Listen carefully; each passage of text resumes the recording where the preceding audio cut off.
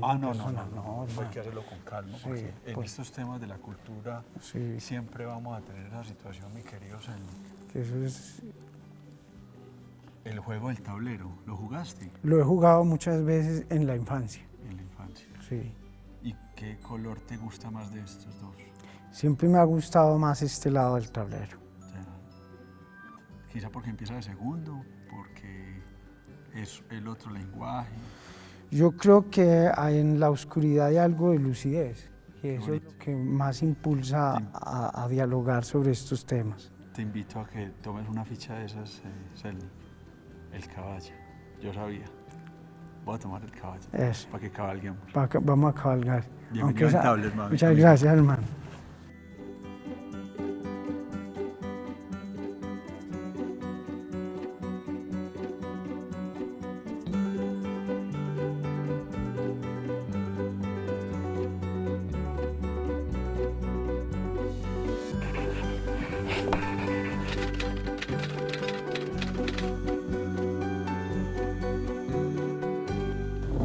Las personas del mundo de la... Las personas del mundo de la... Pues yo creo que los que pensamos que hay un Dios, pero que ese Dios es la naturaleza. Tomamos el caballo. A mí me encanta el caballo. Es un lindo animal. Como animal, pero también como una fuente de sanación. Sí. Y en este momento recuerdo cómo Nietzsche se abrazaba al caballo ¿Sí? para buscar sanación a su enfermedad. ¿Eso tiene algo que ver con la equinoterapia, como con todas estas prácticas contemporáneas de acompañamiento del caballo a enfermos? Yo creo que sí, y no es una práctica contemporánea, sino una práctica ancestral. Ancestral, ¿cierto? En las culturas andinas el animal sanador es el cuy. El cuy. Entonces con el Que es cuy, una suerte como de roedor, un claro, ratoncito, un entre ratoncito. como ratón y conejo, ¿no? y que es comestible además en algunas regiones, pero se utiliza precisamente para identificar dónde está el foco de la enfermedad. Entonces, donde el animalcito llora, ahí está la enfermedad. Y ahí es donde hay que empezar a sanar, a curar, a cuidar, etcétera, etcétera. Entonces, los animales que llamamos nosotros equivocadamente animales son seres de una inteligencia muy alta, muy desarrollada, que incluso, por ejemplo, en la selva, cuando va a temblar el mundo, los animales ya saben. Sí. Y los animales, muchos segundos antes de que tiemble el mundo, los animales se ponen en silencio para hacerle una ofrenda a la madre. Qué bonito. Eso no lo podemos hacer nosotros. Nosotros no sabemos en qué momento va a temblar, pero ellos sí saben en qué momento va a temblar. Yo creo que sí podemos llegar a saber. Sí. Podemos volvernos al origen y ser un poco más animales. Yo ya no sé si yo me inventé eso o qué. Bueno, realmente no me lo inventé. En el prólogo de la historia del tiempo de Stephen Hawking, escrito por este personaje fascinante de Cosmos, Carl Sagan, él dice, usted no se ha preguntado por qué no recordamos el futuro. Y yo creo que el artista puede recordar el futuro.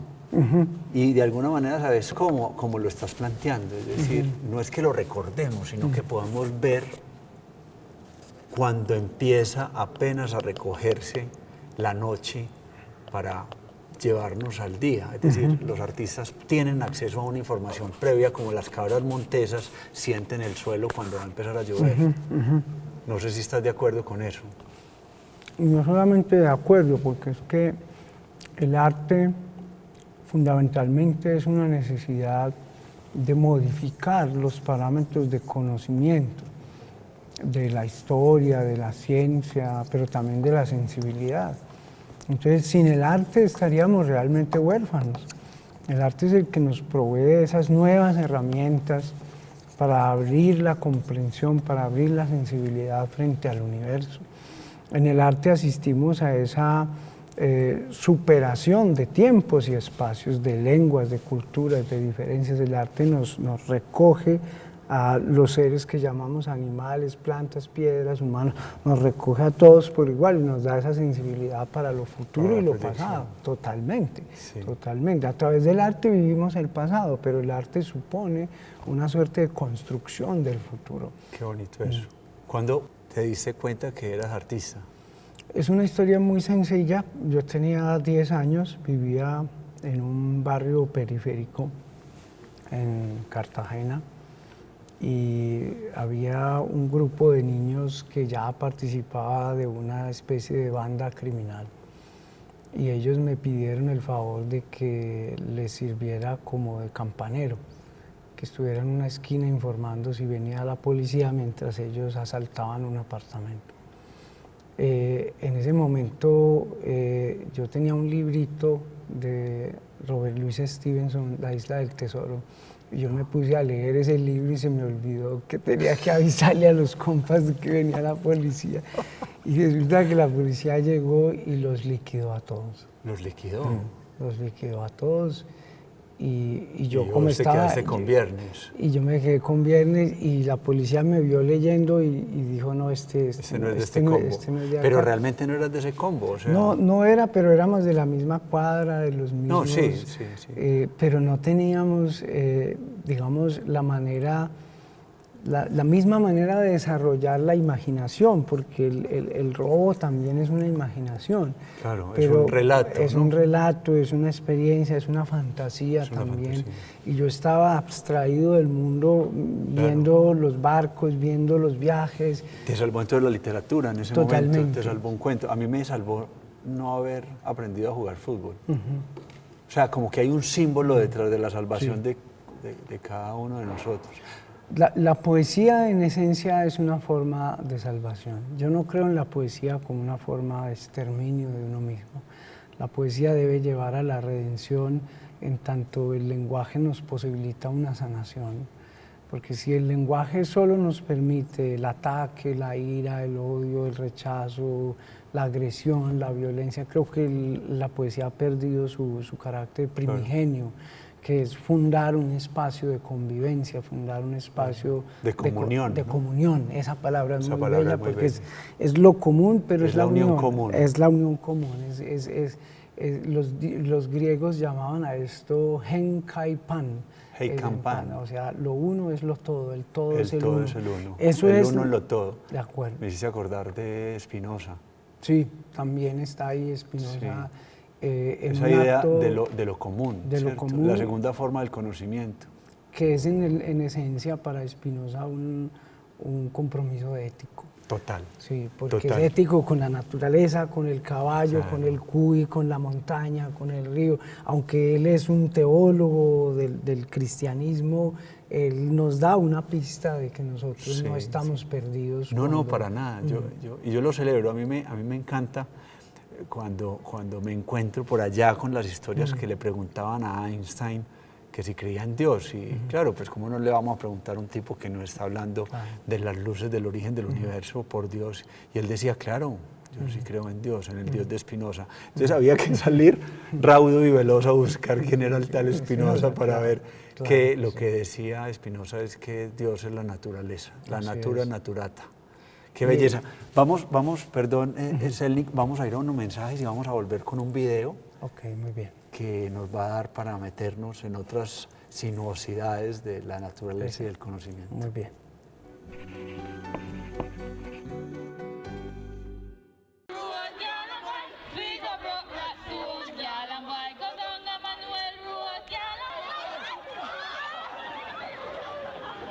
Fobello, Vaquena, Gema, Ama, Santiago, Baeo, Sai, Sai, Fobello, Vaquena, Gema, Ama, Santiago, Baeo, Sai, Sai, Caimareo, Sai, Sai, Fobello, Vaquena,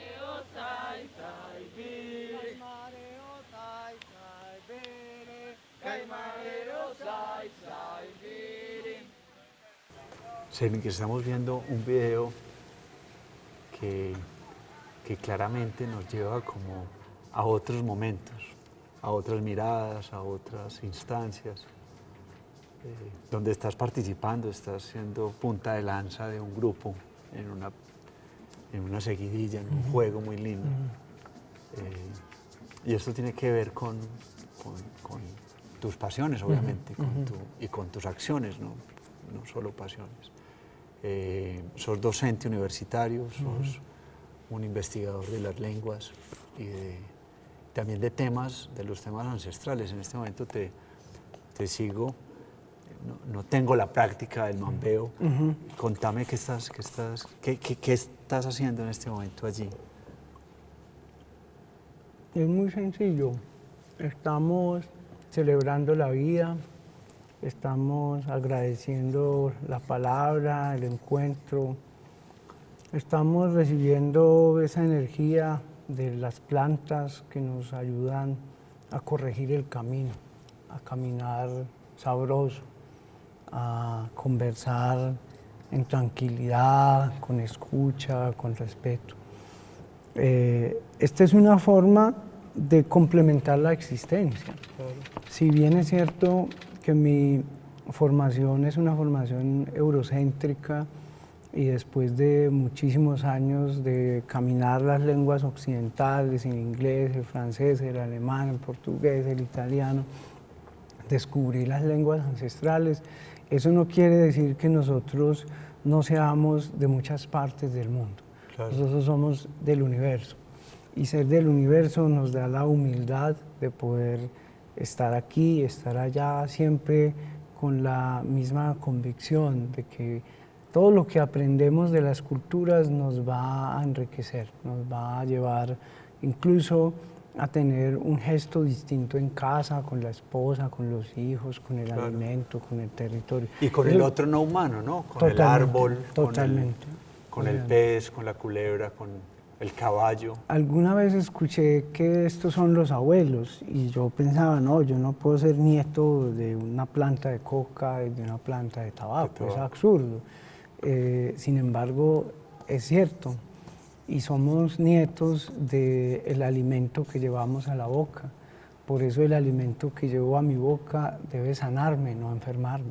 Claro. Por eso el alimento que llevo a la boca... Porque te alimenta. De acuerdo. Te alimenta, sí, te anima, el ánimo. Es ánimo, claro. Es el ánimo. Pero si es enfermedad, entonces va a deteriorar mi cuerpo. Sería droga. Sería droga, sería algún tipo de alcohol o algún tipo de sustancia que desequilibra mi ser en la existencia.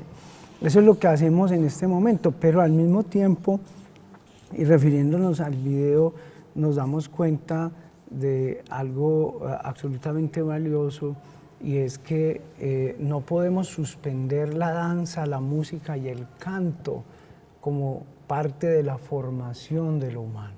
Si suspendemos la danza, no solamente enfermamos el cuerpo, sino que de algún modo educamos en una forma dogmática del conocimiento, y es pensar que la escritura es superior a todas las otras plataformas.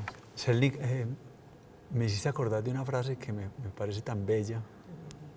Lamentablemente mi memoria a veces no me funciona. Un personaje dijo que me he logrado librar de esa pequeña y minúscula cosa llamada yo, y me he convertido en el universo.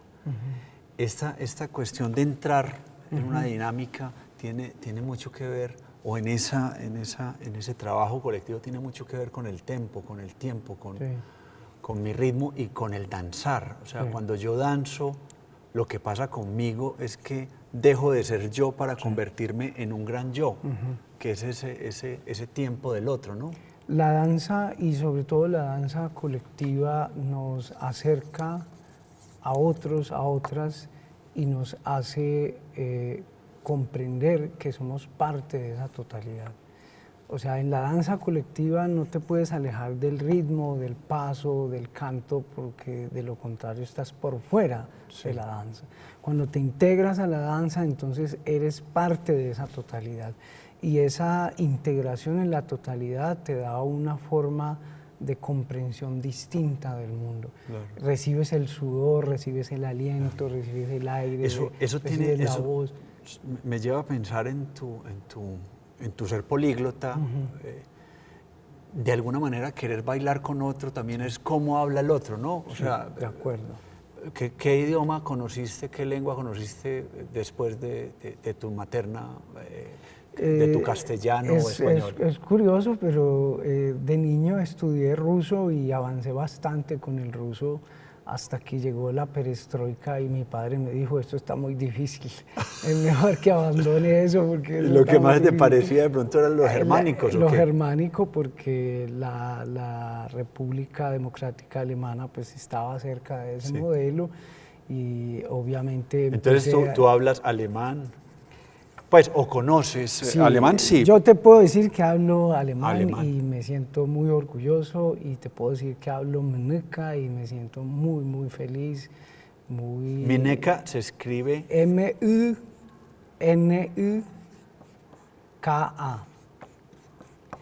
Y te puedo decir que he estudiado muchas lenguas y que puedo leer el inglés, el francés, el italiano, el portugués. Todavía puedo leer cosas del ruso y a veces me da risa porque digo yo ¿por qué olvidé esta lengua? Sí. Pero fue una razón política. Tuve miedo de lo que en un momento dado sucedía con la UP, que asesinaban a jóvenes, a líderes políticos por su vinculación con la ex Unión Soviética. Qué fuerte, ¿no? Eso era muy, muy fuerte. Y hecho, parece que fue ayer, pero sigue pasando exactamente lo mismo en este país. Y tenemos que levantar una queja nuevamente porque nuestros líderes y lideresas sociales siguen siendo asesinados. Claro. Y eso no puede ser, eso no puede estar pasando. Nosotros creemos en un proyecto de sociedad de la reconciliación y la convivencia. Y esta no es la manera de hacerlo. Creo que hay que volver a acercarnos, a tejernos, hay que volver a danzar. Precisamente creemos que la danza es una terapia, que la danza es una pedagogía para la paz. Qué bonito. Vamos a ir a unos mensajes, Selnik, y volvemos. Quiero hablar de una de tus últimas obras, que me cuentes los trayectos por los motivos de huida, ¿no?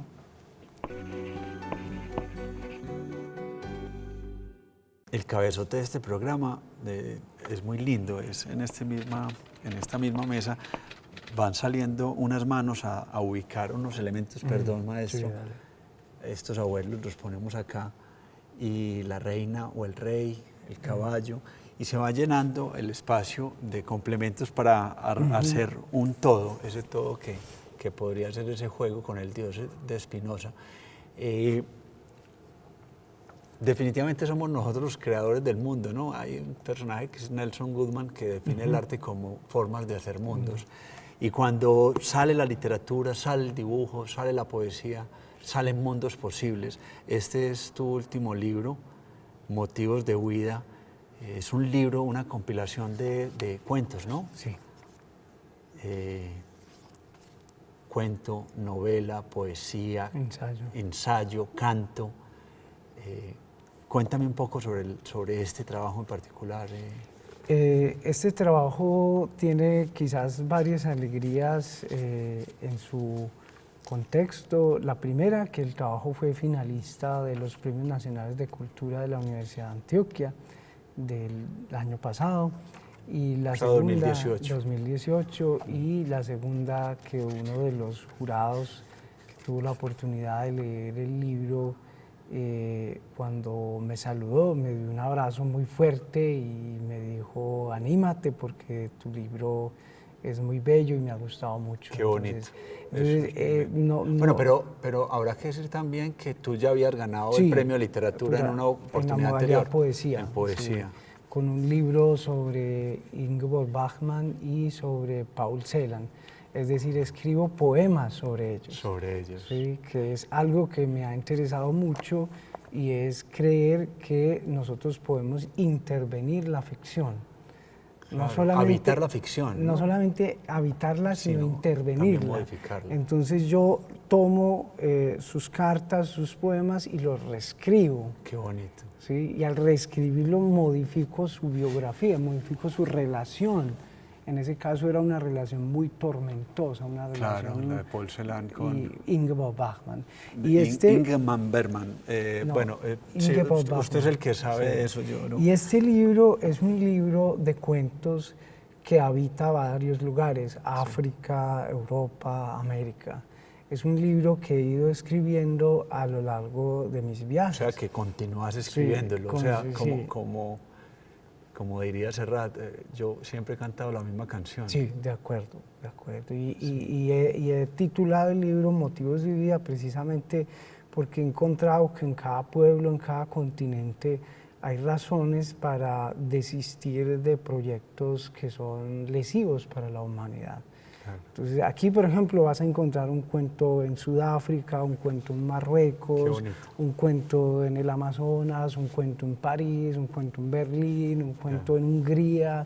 Eso me lleva a pensar en una figura retórica, o más bien una figura de la filosofía contemporánea, que yo creo que también, y concuerdo contigo, casi todo lo contemporáneo es contemporáneo porque es ancestral, y es la localidad. Sí. Esa palabra que nace de juntar global y local. Sí. Los fenómenos que pueden estar aquí, pero se replican en el mundo. Me llena de gran inquietud eso de este libro, pero también de una persona como vos que se cultivó o se ha cultivado con germanistas, estuvo haciendo su doctorado en Alemania y regresó y habla, puede hablar hoy por hoy de tête a tête con una persona de la cultura mineca en su lengua. ¿Cómo se hace ese ejercicio de ir de lo global a lo local para llegar a lo local? Hay una máxima ancestral del mundo meneca que es que todos somos hijos del mismo vientre. Sí. Si la cultura ancestral nos explica que todos somos hijos del mismo vientre, entonces todos somos hermanos, y si todos somos hermanos y hermanas, entonces tenemos derecho a habitar este universo. Qué lindo. Y no hay diferencia, o sea, no hay diferencia con el caballo, con el cuy, con el río, con la montaña, no hay diferencia con el francés, con el alemán, con el africano. Nosotros tenemos un gran problema en nuestra cultura colombiana y es ese miedo a reconocernos africanos. Claro. Pero somos africanos, y cómo no serlo en la música, en la comida, en la danza, cómo no serlo en la sabiduría africana, cómo no ser indígenas, cómo no ser europeos, cómo no ser árabes. A mí una vez en Europa me detuvieron porque era árabe, yo me sorprendí, pues la policía me detuvo, usted es árabe, usted es sospechoso, y luego me mostraron 20 fotos de sospechosos árabes. Igualito a vos. Sí, y yo dije, sí, soy árabe. Sí, no hay duda. Vos árabe. Totalmente. Entonces, ¿cómo negar pero con barba roja, de apellido, uno de los apellidos judío, eso es bien particular, ¿no? Claro que sí. Entonces nos pasa, o sea, la parte por el todo, como si fuéramos una gran sinécdoque. De acuerdo, pero la apuesta es contraria, somos plurales, y nos merecemos esa pluralidad de género, de orientación sexual, de cultura, de lengua, de comidas, de formas de existir, de formas de conversar, formas de tejer. Esa es la apuesta de este libro. Este es un libro que no cree en los proyectos de la nacionalidad. La nacionalidad es peligrosa, la nacionalidad es un armazón que de algún modo nos constriñe a ser uno. Cuando podemos estuvo a puntas de desbaratar el mundo, ¿no? El nacionalismo. Totalmente, y ha resurgido. Y ha resurgido con mucha fuerza. Y tenemos que hacerle frente a eso porque definitivamente no es saludable pensarnos desde un dogma. Claro. Es necesario tener esa gran virtud de transitar de territorios y de tiempos diversos. Claro. Pues celebro mucho el nombre de este trabajo. Yo tengo una fascinación, y es cuando uno puede decir que tiene la satisfacción del deber cumplido. Y por eso celebro la renuncia, poder dejar, poder huir, poder salir. Bueno, nos va a tocar salir ya, se termina nuestro tiempo, pero te quería agradecer y evidentemente felicitarte por lo que haces. Se nos quedan muchas cosas por fuera, pero cómo no, cuando hablamos del todo, de uno y el todo, ¿no? Muchas gracias, Elnik. A ti, muchas gracias.